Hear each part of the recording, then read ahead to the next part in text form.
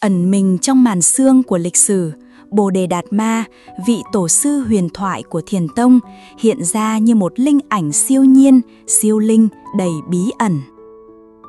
Ngài mang theo triết lý từ Tây Thiên Trúc, đặt nền móng cho Thiền Tông Trung Hoa và góp phần khai mở dòng chảy võ học Thiếu Lâm, tạo nên một di sản vĩ đại về thân thể lẫn tâm linh, vượt xa biên giới không gian và thời gian. Những câu chuyện xoay quanh Bồ Đề Đạt Ma mang đậm sắc màu huyền thoại, nơi phép lạ, trực giác và sức mạnh siêu nhiên hòa quyện với tinh thần giác ngộ. Di sản Ngài để lại không chỉ là những trang sử cổ mà là ngọn lửa âm ỉ truyền cảm hứng cho biết bao thế hệ tìm kiếm con đường vượt thoát chính mình. Ngay bây giờ, hãy cùng chúng tôi mở cánh cửa dẫn vào thế giới huyền bí ấy. Bồ Đề Đạt Ma, vị ẩn sĩ thầm lặng, bậc thánh tăng của những điều chưa thể lý giải. Bồ Đề Đạt Ma là một nhân vật có thật trong lịch sử, sống vào khoảng cuối thế kỷ 5 đến đầu thế kỷ 6. Theo nhiều tư liệu cổ, Ngài sinh ra ở miền Nam Ấn Độ trong một gia đình hoàng tộc thuộc vương triều Pallava và được cho là con trai thứ 3 của quốc vương. Tên gốc của Ngài là Bodhidharma, có nghĩa là Pháp giác ngộ. Sau khi gặp gỡ vị đạo sư huyền thoại Prajnatara, Ngài đã từ bỏ đời sống vương giả để xuất gia, quyết tìm đến cội nguồn của chân lý. Không dừng lại ở Ấn Độ, Bồ Đề Đạt Ma vượt ngàn dặm, vượt cả sóng gió và định kiến để mang tinh thần Thiền Tông đến Trung Hoa, mở ra một chương mới cho Phật giáo Đông Á. Ngài không chỉ được xem là tổ sư Thiền Tông Trung Hoa mà còn là người đặt nền tảng ban đầu cho võ học nội công Thiếu Lâm, thứ võ học hòa quyện giữa thân thể, hơi thở, ý chí, tạo nên một hệ thống rèn luyện toàn diện từ thể xác đến tinh thần. Tuy nhiên, hành trình của Ngài không bằng phẳng. Truyền thuyết kể lại rằng khi đến Trung Hoa, Đạt Ma từng yết kiến vua Lương Vũ Đế, nhưng do những lời giảng về công đức vô vi, Ngài bị từ chối. Ngài rời bỏ kinh thành, tìm đến chùa Thiếu Lâm, nơi Ngài ẩn cư và ngồi thiền quay mặt vào vách suốt 9 năm, một biểu tượng của sự kiên định và chiêm nghiệm tối hậu. Hình ảnh Đạt Ma bất động trước vách đá lạnh, đôi mắt như soi thấu cả 3.000 thế giới, đã trở thành biểu tượng sống động của thiền định chân chính. Người ta tin rằng trong suốt 9 năm ấy, Ngài đã đạt đến trạng thái giác ngộ vượt ngoài mọi khái niệm. Sự giác ngộ ấy không chỉ dành riêng cho tổ sư, mà là lời mời gọi dành cho mọi con người, những ai dám rời bỏ vùng an toàn của tâm trí để bước vào vùng tối của chính mình. Cũng trong thời gian ấy, người ta truyền rằng Đạt Ma đã để lại Dịch Cân Kinh, một cuốn kinh dạy rèn luyện khí lực và vận hành nội công. Dù còn nhiều tranh cãi về tính xác thực, nhưng không ai có thể phủ nhận rằng những triết lý trong đó vượt xa võ học thông thường. Chúng là sự kết tinh giữa thiền định, khí công và sự tỉnh thức trong từng hơi thở. Cuộc đời và sự giác ngộ của Bồ Đề Đạt Ma không chỉ là một câu chuyện, mà là một biểu tượng của sự vượt thoát, một sợi dây nối giữa thế giới hữu hình và cõi vô minh. Từ những mảnh ghép chắp vá giữa sử liệu và truyền thuyết, hình tượng Đạt Ma tổ sư hiện lên như một ánh trăng giữa màn đêm, vừa gần gũi, vừa không thể chạm tới. Dẫu nguồn gốc của Ngài vẫn còn là một bí ẩn giữa Nam Thiên Trúc, Bồ Tát hóa thân hay sứ giả tâm linh, nhưng tinh thần bất diệt và ảnh hưởng của Ngài trong lịch sử Phật giáo và võ học thì không gì có thể phủ nhận. Với vai trò là sứ giả của Thiền Tông Ấn Độ, Bồ Đề Đạt Ma khởi đầu chuyến hành trình bí ẩn đến Trung Hoa, một hành trình không chỉ của đôi chân mà của cả nội tâm. Ngài không đơn độc bước đi mà mang theo cả ý chí con người và hơi thở siêu hình, dường như luôn có những thế lực vô hình song hành trong bóng tối. Và đó chính là nơi câu chuyện của chúng ta bắt đầu. Hình ảnh Bồ Đề Đạt Ma ngồi bất động trước bức tường đá, lặng lẽ đối mặt với hư vô, đã trở thành biểu tượng bất diệt cho sự kiên định tuyệt đối và hành trình tìm kiếm chân lý sâu xa. Những ngày đầu, chư tăng trong Thiếu Lâm tự không khỏi kinh ngạc trước lòng quyết chí của Ngài. Họ đến gần, cố tìm lời trò chuyện, nhưng đáp lại chỉ là sự im lặng sâu như đá núi. Dần dà, họ hiểu ra rằng sự hiện diện của Ngài không còn thuộc về cõi phàm tục. Dân gian lưu truyền rằng trong những năm tháng diện bích, Bồ Đề Đạt Ma không chỉ nhập định mà còn chạm đến những trạng thái tâm linh huyền nhiệm. Một lần kia, trời nổi cơn giông bão, sấm sét rạch ngang mây, ánh sáng bỗng lóe lên từ hang đá nơi Ngài đang ngồi. Người ta tin đó không phải là tia chớp mà là hào quang phát ra từ thân thể của Ngài, một biểu hiện của sự giác ngộ rực rỡ đến tột cùng. Có những đêm khi cả chùa chìm trong tịch lặng, thân thể tổ sư như tan vào không khí, chỉ còn lại một vầng sáng mờ nhạt trôi bồng bềnh giữa bóng tối. Cảnh tượng ấy khiến chư tăng vừa sợ vừa kính. Họ bắt đầu tin rằng Ngài không phải người thường mà là một linh thể từ cõi siêu hình hạ phàm. Tin đồn lan xa, kẻ thì hiếu kỳ, người thì tôn thờ. Ai ai cũng kéo đến Thiếu Lâm, mong tận mắt chứng kiến kỳ tích. Trong suốt 9 năm diện bích, một hiện tượng kỳ lạ nhất chính là chiếc bóng của Bồ Đề Đạt Ma in trên bức tường đá. Dù ánh sáng thay đổi theo thời gian, dù ngày hay đêm, mưa hay nắng, chiếc bóng ấy vẫn vẹn nguyên nơi đó. Chư tăng thì thầm rằng đó là dấu ấn tâm linh, nơi linh hồn và thân xác Bồ Đề Đạt Ma hòa làm một, gắn chặt với vũ trụ thuần túy. Nhưng không phải ai cũng tin. Một kẻ hoài nghi nọ từng tìm đến chùa quyết vạch trần trò lừa bịp như hắn gọi. Thế nhưng khi hắn bước chân vào hang đá, chiếc bóng trên tường bỗng chuyển động như thể có ý thức riêng. Trong cơn hoảng loạn, hắn bỏ chạy và mãi mãi không bao giờ quay trở lại. Người đời truyền miệng rằng bóng ấy không chỉ là bóng mà là phần linh thể của tổ sư, mãi neo vào tường đá như một nhân chứng siêu hình cho hành trình tu chứng vĩ đại. Một số học giả hiện đại cho rằng đó là kết quả của chướng năng lượng mà Ngài truyền vào vách đá suốt nhiều năm nhập định. Một hiện tượng vượt khỏi tầm hiểu biết của khoa học, đến nay vẫn là ẩn số. Nhưng kỳ tích của Bồ Đề Đạt Ma không chỉ dừng lại ở đó. Trong 9 năm diện bích, Ngài còn để lại cho hậu thế 2 bộ kinh Bất Hồ, Dịch Cân Kinh và Tẩy Tủy Kinh. Ngài nhận ra rằng để đạt tới trạng thái tinh thần tuyệt đối, con người không chỉ cần thanh tịnh tâm trí mà còn cần một thể xác vững vàng. Dịch Cân Kinh là bộ kinh dạy cách điều khí, dẫn lực, khai thông luân xa và khơi dòng sinh khí nội tại. Ai luyện thành sẽ sở hữu một sức mạnh vượt xa giới hạn phàm nhân. Trong khi đó, Tẩy Tủy Kinh lại là phương pháp thanh lọc linh hồn. Nó không chỉ tẩy trần uế khí trong tâm mà còn mở ra con đường đi đến giác ngộ tối hậu. Người ta kể rằng nhờ Tẩy Tủy Kinh, nhiều vị tăng Thiếu Lâm đã đạt đến cảnh giới tinh tường kỳ lạ, thân thể cường tráng, tâm thức như gương sáng. Có một đêm, khi trăng sao như ngưng động giữa trời, một vị đệ tử tình cờ bước vào hang đá và nhìn thấy tổ sư đang viết lên một tấm gia cửu cổ xưa. Trên đó là những ký tự kỳ dị, tỏa ra thứ ánh sáng mờ nhạt khiến người đệ tử đứng lặng người. Về sau người ta tin rằng chính trong khoảnh khắc ấy, 2 bộ kinh huyền thoại kia được ghi lại. Như một mật ngữ siêu hình kết nối giữa thể xác, linh hồn và vũ trụ bao la.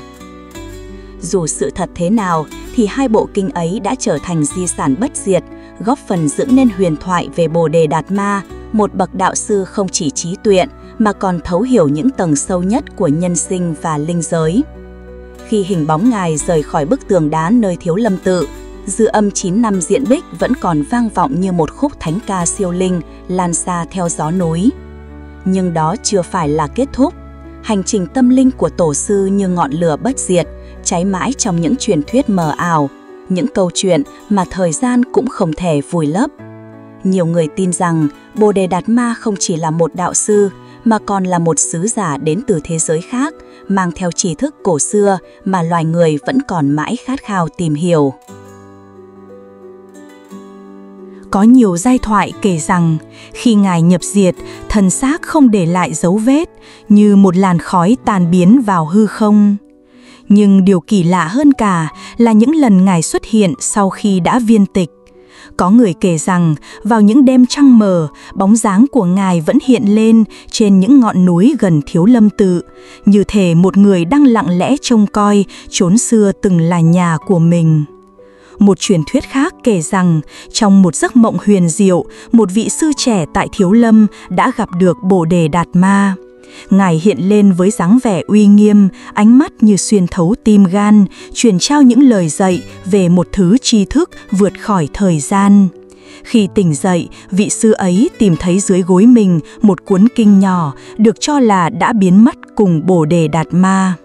Sự kiện ấy không chỉ gây chấn động trong thiền môn mà còn lan truyền khắp vùng, củng cố thêm niềm tin rằng Ngài là người đã vượt qua ranh giới giữa cõi sống và cõi chết. Những điểm báo liên quan đến Bồ Đề Đạt Ma thường mang sắc thái siêu hình, huyền hoặc, như thể đó là những lời nhắn nhủ từ một thế giới xa xăm nào đó. Một câu chuyện dân gian còn ghi lại rằng, ngày trước khi tổ sư đặt chân đến Trung Hoa, bầu trời phương Nam đột nhiên chuyển sang sắc đỏ rực. Mây đen quần xoáy như cơn lốc và từ hư không vang lên những âm thanh lạ lùng. Các bậc hiền triết đương thời đều tin rằng đó là điểm báo cho sự xuất hiện của một nhân vật phi thường, người mang theo sức mạnh có thể làm đổi thay cục diện của nhân loại. Trong thời gian Ngài lưu trú tại Thiếu Lâm, những điểm lạ tiếp tục xuất hiện. Một đêm nọ, khi toàn thể tăng chúng đang an giấc, bỗng một luồng ánh sáng xanh lục xuất hiện, bao phủ cả ngôi chùa. Quang minh ấy phát ra từ căn phòng nơi Bồ Đề Đạt Ma đang thiền định, kéo dài suốt đêm rồi biến mất vào lúc rạng đông. Dù không ai dám bước vào căn phòng ấy, nhưng tất cả đều cảm nhận được một nguồn năng lượng kỳ diệu tràn ngập không gian, tựa như hơi thở của thần thánh. Những dấu hiệu siêu hình ấy không chỉ xuất hiện khi Ngài còn sống, mà còn kéo dài cả sau khi Ngài viên tịch. Các ngọn núi quanh Thiếu Lâm thường xuất hiện ánh sáng kỳ lạ trong đêm, hoặc những tiếng tụng kinh vang vọng giữa tầng khâm. Người dân địa phương tin rằng đó là linh hồn của Ngài vẫn đang hiện diện, bảo vệ ngôi chùa và chư tăng bên trong. Nếu có một điều mà mọi truyền thuyết về Bồ Đề Đạt Ma đều đồng lòng xác tín, thì đó là sức mạnh siêu nhiên của lời cầu nguyện hướng về Ngài. Những ai thành tâm hướng vọng, dù chỉ là thầm thì trước tượng Ngài, đều được cho là nhận được phước lành, không chỉ trong tinh thần mà cả nơi đời sống thường nhật. Chuyện xưa kể rằng, nhiều người bệnh tật từng tìm đến Thiếu Lâm chỉ để quỳ trước tượng Ngài mà cầu nguyện. Kỳ lạ thay, họ đều cảm nhận được sự chuyển hóa âm thầm trong thân thể, như thể một luồng khí nhiệm màu từ bức tượng đã thẩm thấu và chữa lành. Một câu chuyện nổi tiếng về sức mạnh của lời cầu nguyện ấy diễn ra vào thế kỷ thứ 10, khi một nhóm tăng sĩ đối mặt với đại hạn. Dân chúng khổ cực vì mất mùa, đói khát và bệnh tật lan tràn.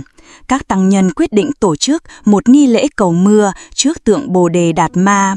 Họ tụng kinh không ngơi nghỉ suốt 7 ngày 7 đêm, dẫu đói khát hay mệt lả. Đến ngày thứ 8, trời đổ mưa như chút nước, cứng sống cả vùng đất khô cằn. Sự kiện ấy trở thành huyền thoại, khắc sâu vào ký ức bao thế hệ. Từ đó người ta tin rằng lời cầu nguyện hướng về Bồ Đề Đạt Ma không chỉ là nghi thức tín ngưỡng, mà là nhịp cầu linh thiêng nối liền con người với sức mạnh tâm linh vô lượng của Ngài. Bởi vậy, tượng Ngài Tuệ Thiếu Lâm Tử luôn được gìn giữ như một bảo vật, không chỉ của chốn thiền môn mà của cả nhân gian trần thế. Từ những truyền thuyết về 9 năm diện bích cho đến mối liên hệ huyền bí với thế giới siêu nhiên, bóng dáng Bồ Đề Đạt Ma hiện lên như một người mang trong mình quyền năng vượt khỏi mọi giới hạn của nhân gian. Không chỉ là vị tổ của Thiền Tông, Ngài còn được nhắc đến như một bậc thầy sở hữu những phép thuật và năng lực phi thường.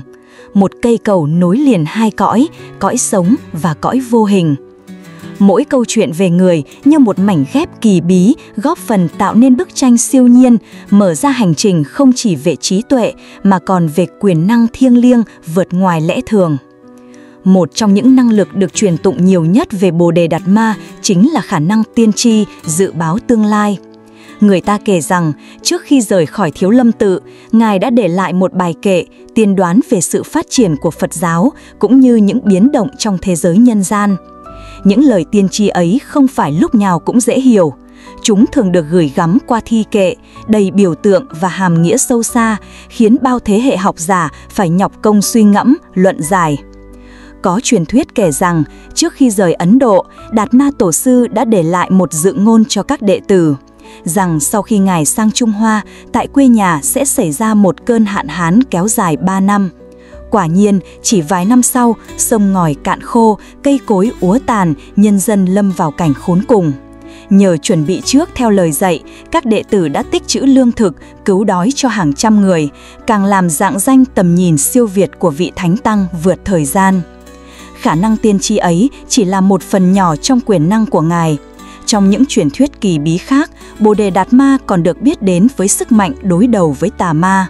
Người ta kể rằng, vào những năm đầu khi Ngài đến Thiếu Lâm Tự, vùng núi quanh chùa thường xuyên bị quấy nhiễu bởi những hiện tượng siêu nhiên. Dân làng đồn rằng có một linh hồn ác quỷ trú ngụ trong rừng sâu, gieo rắc đói kém và bệnh tật. Bồ Đề Đạt Ma không e sợ, đã một mình bước vào khu rừng âm u ấy, nơi được tin là hang ổ của tà linh. Ngài không mang theo gì ngoài một cây piền trượng và một bức tượng Phật nhỏ bằng hỗ đàn hương. Theo truyền thuyết, khi đối mặt với thực thể hắc ám, Ngài đã tụng một bài kinh cổ, giải trừ tà khí, chuyển hóa năng lượng xấu thành ánh sáng thuần khiết. Từ đó, núi rừng yên ổm, người dân kính ngưỡng Ngài như một vị thần hộ quốc, một bậc hộ pháp có thể hàng phục bất kỳ thế lực hắc ám nào. Nhưng sức mạnh ấy không chỉ giới hạn nơi ngoại cảnh. Điều kỳ diệu hơn cả là việc Đạt Ma Tổ giúp con người chiến thắng bóng tối trong chính tâm hồn mình. Trong các truyền thuyết xưa, hình ảnh Bồ Đề Đạt Ma như một sợi dây nối liền cõi trần và cõi siêu nhiên. Người ta tin rằng Ngài không chỉ di chuyển giữa các không gian vật lý mà còn có thể giao tiếp với linh hồn, với các thực thể siêu linh. Một câu chuyện được truyền tụng kể rằng, một đêm tối, khi một đệ tử của Ngài đang ngồi thiền dưới ánh đèn dầu chập chờn, bỗng thấy một bóng người hiện ra trước mặt. Không ai khác, chính là Đạt Ma Tổ, nhưng thân ảnh mờ ảo như sương như khói. Ngài không nói lời nào, chỉ lặng lẽ đưa tay chỉ về hướng đông rồi tan biến vào hư không. Sáng hôm sau, vị đệ tử ấy hay tin cha mình ở quê nhà vừa qua đời. Lúc đó ông mới hiểu, cử chỉ của tổ sư chính là một lời báo mộng thiêng liêng, điềm báo về sự ra đi trong cõi thế. Sợi dây tâm linh ấy còn được minh chứng qua những hiện tượng kỳ lạ xảy ra khi người nhập diệt. Người ta kể rằng, khi thi thể Ngài được đưa đi hỏa táng, một mùi hương ngọt ngào lan tỏa khắp vùng núi. Tro cốt của Ngài khi rải xuống đất biến thành những bông hoa trắng nhỏ li ti, thứ mà dân gian tin là dấu hiệu của một linh hồn đã đạt đến cảnh giới tối thượng của giác ngộ. Không chỉ là bậc thầy về thiền, Bồ Đề Đạt Ma còn được xem như người có khả năng cảm nhận phong thủy và chi phối địa linh. Từ khi Ngài đặt chân đến Thiếu Lâm Tự, nơi này trở nên linh thiêng đặc biệt, như được bao quanh bởi dòng năng lượng dồi dào. Có người tin rằng chính sự hiện diện của Đạt Ma Tổ đã làm thay đổi dòng chảy địa khí, biến ngôi chùa thành điểm giao thoa giữa trời và đất, giữa âm và dương. Một truyền thuyết kể rằng, trước khi Thiếu Lâm Tự được xây dựng, Đạt Ma Tổ đã dành nhiều ngày băng rừng vượt suối quanh núi Tung Sơn, lặng lẽ dùng trực giác và tri thức huyền môn để tìm ra long mạch tối thượng. Ngài chỉ vào một khoảnh đất, nói rằng nơi ấy hội tụ khí trời, giao nhau giữa các luồng năng lượng, một nơi mà ngay cả những linh hồn lạc lối cũng có thể tìm thấy sự yên bình. Quả thực, từ ngày ấy đến nay, Thiếu Lâm Tự không chỉ là chốn tu hành mà còn trở thành biểu tượng cho sự hòa hợp giữa con người và vũ trụ. Và không dừng lại tại Tung Sơn, người ta tin rằng Bồ Đề Đạt Ma còn để lại dấu ấn tại nhiều vùng đất khác trên khắp Trung Hoa. Những ngôi chùa cổ, những vùng đất thiêng, nơi nào có khí lành, có năng lượng chữa lành, nơi đó dường như đều vang vọng bóng hình của người. Thời khắc Bồ Đề Đạt Ma chuẩn bị nhập diệt là một giai thoại thấm đẫm huyền bí, nơi ranh giới giữa thực tại và siêu nhiên mờ dần trong làn khói mỏng của những điều không thể lý giải. Tương truyền rằng, ngay trước lúc Ngài rời cõi thế, một mùi hương kỳ lạ bất chợt lan tỏa khắp dãy núi, hương ngọt ngào nhưng không giống bất kỳ loài hoa nào từng được biết đến. Nó không đến từ đất, không từ gió, mà như dội lên từ lòng đất trời đang truyền mình tiễn biệt. Mùi hương ấy không chỉ chiếm lĩnh không gian mà còn thấm sâu vào tâm thức những ai ở gần, mang đến cảm giác bình yên lạ thường, như thể cả vũ trụ đang nín thở chờ đón một khoảnh khắc trọng đại. Cùng lúc ấy, một hiện tượng kỳ dị xuất hiện. Từng cánh hoa trắng tinh khôi nhẹ nhàng rơi xuống từ hư vô. Không có gió, không có cành cây rung động. Những cánh hoa ấy không thuộc về bất kỳ giống loài nào quanh vùng, dường như rơi xuống từ một cõi giới khác, nơi cái đẹp không cần nguồn gốc. Người đời tin rằng đó là điềm báo cho thấy Bồ Đề Đạt Ma đã đạt đến đỉnh cao của giác ngộ, vượt qua ranh giới cuối cùng giữa con người và thần thánh. Những cánh hoa trắng, nhẹ như sương và mỏng như ánh trăng đầu non, dường như ẩn chứa trong mình lời nhắn cuối cùng của Ngài. Hãy buông bỏ và trở về chính mình. Khi Ngài thực sự nhập diệt, một sự tĩnh lặng thẳm sâu bao trùm toàn thể Thiếu Lâm tự. Nhưng điều lạ là, thay vì bi thương, không khí lại tràn ngập một nguồn năng lượng thanh khiết và siêu nhiên.